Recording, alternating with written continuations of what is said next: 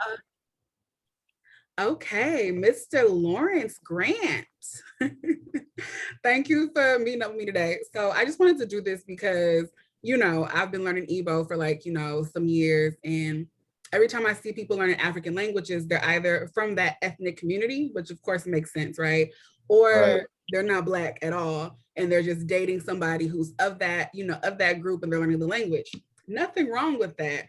But you never see Black Americans, African Americans, whatever you want to call us, right? You never see us learning languages. And I know we're out there because I know people who are, but you never see that. That's just not the image you see about people learning African languages. So I just kind of wanted to make some content just to put out there so it's out there and people can at least see it that we are out here learning these languages. So Okay. so yeah. So do you want to introduce yourself? Tell us a little bit about you. Okay. All right. First, I want to say thank you for having me on your platform. Like it really means a lot, and I feel like this is a very important topic too. Because I feel like a lot of us should try to learn our African dialect or learn a second language. That traces to where we're from on the continent. Um, so yeah, I just want to say thank you for having me on. My name is well, I'm actually gonna give you my Mende name. So my Mende name is Maada. So it actually means grandfather. So it was given to me in a village in Sierra Leone, the village of Kanabu, which I went in January, and I received the naming ceremony. So that's what I go by. The full name is Mada Mambu Jambai. Okay. That's Yeah, so that that's like yeah, I'm like that's really cool. I'm always like sketch on changing my name, but I think it's really cool when other Black people do it. I think it's really dope. So that yeah. brings me to like another question because I was wondering why you were learning, like what was it about Krio, right? Being that it's not necessarily an indigenous language, I but it seems like you know. connected with the Mende people. Yeah. Well, I mean, for one, I felt like Creole is just as important as Mende. Like I know Mende is like more of the native dialect, but when I Mhm. went to Sierra Leone, like everybody was speaking Creole more than Mende. So I feel like in order to go back to Sierra Leone and kind of move around, get around, and communicate with people, I feel like Creole is more important language than Mende because it connects all the different tribes Mhm. of Sierra Leone. So even if you go to a village, you go to Mende village, you go to a Timne village, you have most people speaking Creole. So it's kind of like a way for everybody to be able to communicate with each other. So I Mhm. feel like as far as learning that language, I'm not gonna say like Mende is not on my radar to learn. Like I'm definitely in a Mende group as well, but Mhm. for some reason like Creole, I feel like it's just you have to know it in order to be in Sierra Leone. Mhm. Like when I first got there, I thought it was just English, just like an English speaking country, but Mhm.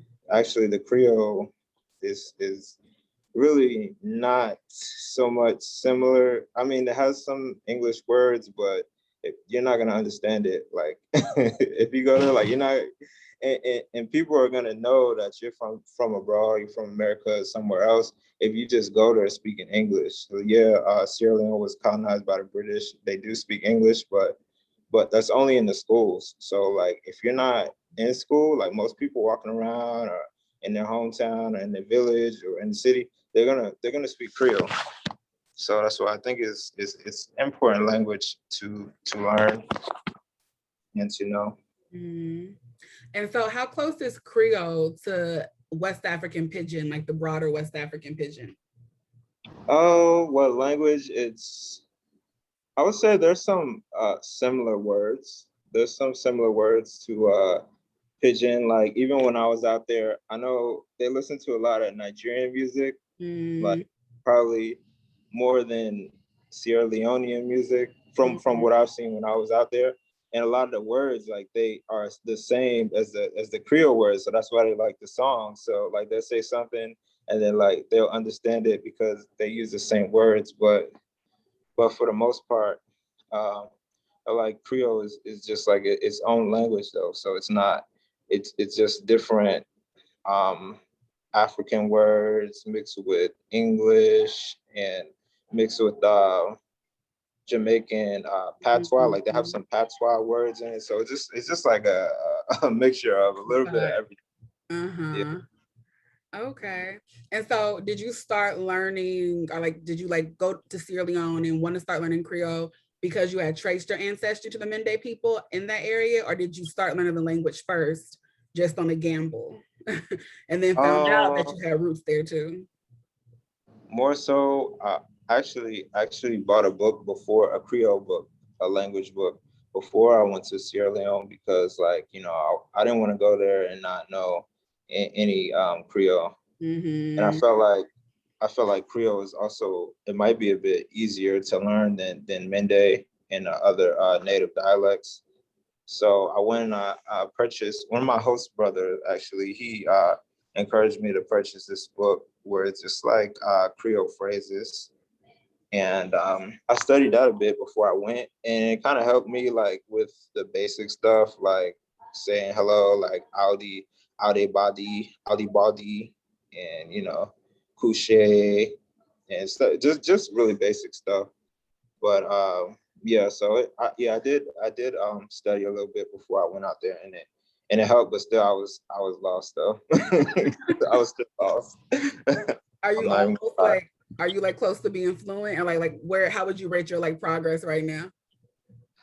Man, I'm not close to being fluent, but I feel like I text, like if I type somebody like on Mhm. Messenger or something, like I'll do it in Creole. So I feel like that's helped me a lot, and I'm probably better at texting or typing in Creole than I am speaking Mm. Creole. But Mhm.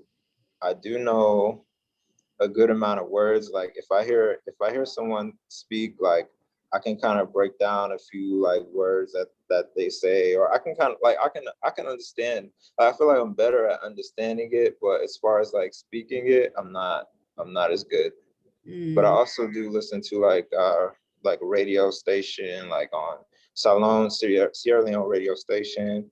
And that kind of helps me too when I listen to them speak Creole, like on like one of the radio stations out there, like AYV radio. So I just listen to radio station that kind of like helped me too, and I can understand it. But I'm still just not like, I know if I go there, I won't speak fluently, but Mm. I'll have a better understanding of kind of what they're saying, but Right.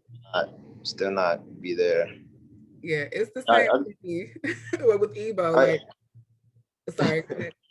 I was gonna say, like, I think you need to, in order to be fluent, like I feel like you need to live there for like at least a good 6 months, Yeah. you know, like, and just have somebody, your host family or whoever you're staying with, just only speak that language to you for the amount of time that you're there, in order for you to really like grasp it, you know. Yeah, that's what I always wonder. I'm like, how far do I plan to go with Ebo when I know there's just a certain level I can't reach if I'm not really immersed in the language, Yeah, at least 80% of the time, right? yeah, So, yeah, it's like, okay, how far do you go? When do you stop? What's enough, But yeah. So what do you I know, I mean, okay, I know Ebonics is different, of course, the way the African American vernacular, whatever the new PC word for it is. But I was listening to this podcast, this actual linguist guy who does linguistics and stuff. And he was saying that he thinks that like all like the patois and the Creoles and the Caribbean that are English based, they really originated on the coast of West Africa from the slave pens and the interaction of West Africans with white people from the 1500s. And like all these broken ways, right, that we all speak are derivative of West African pidgin. And when I like Ebonics today, right, it's so watered down because so many generations of assimilation that Black Americans have been in, as opposed to like Jamaica and places like that. But when I read like old slave narratives, or you listen to like some of the audios of slaves talking, it sounds way more like patois, way more like a West African pidgin. I was just wondering like, any thoughts you had on that. Like, do you see connections with like some like real deep forms of ebonics in the South that we speak with pidgin or Creole, or you like, nah, yeah. that's a reach? Yeah, definitely, because like the history is there. Like even with the Gullah Geechee people, like Mm-hmm. the language that they speak is very similar to Sierra Leonean Creole, Mm, and the reason for that is a lot of the people that were taken over there to South Carolina were actually from Sierra Leone, mm, and the they used them to cultivate rice. Like they enslaved them and brought them over because rice is something that's grown in Sierra Leone, and right. also that was really grown in South Mm, Carolina as well. So I feel like they have a close connection. And if you go to South Carolina and you talk to somebody that's Geechee or Gullah, or they're gonna you're gonna some words that they're gonna say, like you might not understand unless you're from that area. And a mhm, lot of those words are very similar to Creole. So they have a connection there. They mhm. definitely have a strong connection. And I feel like other places in the South too, like even with like a New Orleans accent, or just a Southern accent, like you can hear some kind of like in their dialect, like you can kind of see that it might have some African influence on it. Mhm. Uh, Yeah. yeah. I mean, I agree, but I'm always like, in my head, I think I'm the only person, like, where it's like confirmation bias. Like, I want to see it, so I see it. So I always wonder, like, okay, is this the reach, or like, am I seeing the connection here? But so I guess and I know you're working. I don't want to keep you on your whole break, but I guess I'm Uh, just wondering, for like the rest of the African American diaspora, like how do we get, I know there was a push to learn Swahili, back in the day, but like how do we encourage, African Americans to learn a continental language? And then even, does it benefit us if we're all learning different languages, or like, should we be learning a Swahili or a Krio or a Pidgin, where it gives us more of a, it connects you to a broader group of people on the continent and in the diaspora, you know? and that's a good question. That's a really good question, because I feel like we all should kind of like learn one language so we can like be on the Mhm. same page with each other. Like you Right. said, Swahili. I know in East Africa and a lot of countries, like they're pushing for everyone to speak Swahili.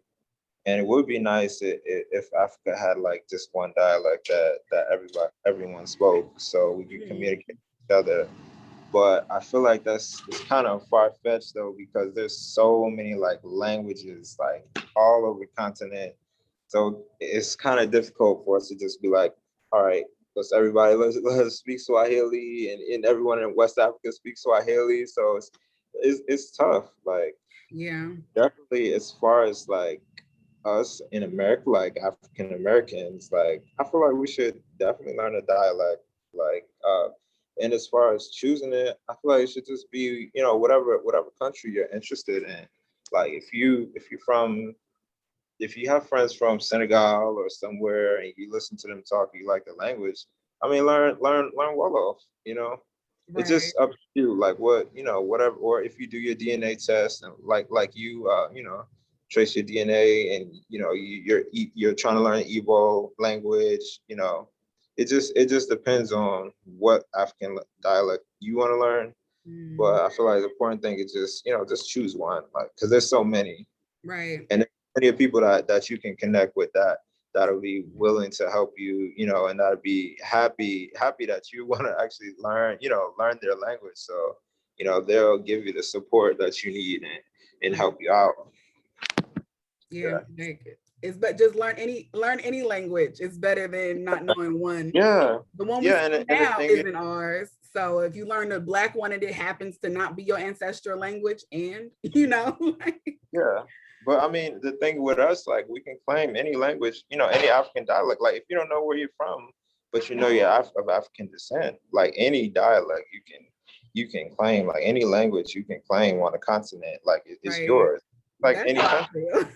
just like, yeah, that's just like any country. You want to go back home, but you don't know, you want to visit or you want to move there, but you don't know where you want to go. But I mean, you're of African blood. you come from Africa, so you can choose East Africa, Tanzania, or you can choose Ghana or whichever. So like I feel like, the continent is, it's definitely ours, and it's just, where you want to go, what language you want to learn. Like it's all up to you. Like the Right. choice is, yeah. Right. Well, Mr. Grant, thank you. I want you to eat something, so I don't want to keep you the whole time. All right, But thank thank you you. so much. Anything else you want to say before I leave? If not, I'll send this to you. Um, I'll just close out by saying, like, thank you for having me on. And this is like a very important, conversation to have, and it's a very good conversation to have.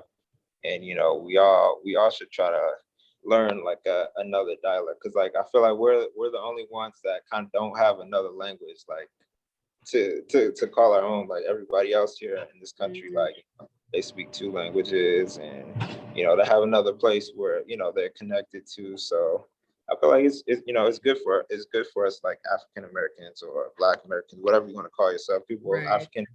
Like it's good for us to want to learn a African language. Mm. So thank you for having me on. Like I appreciate it.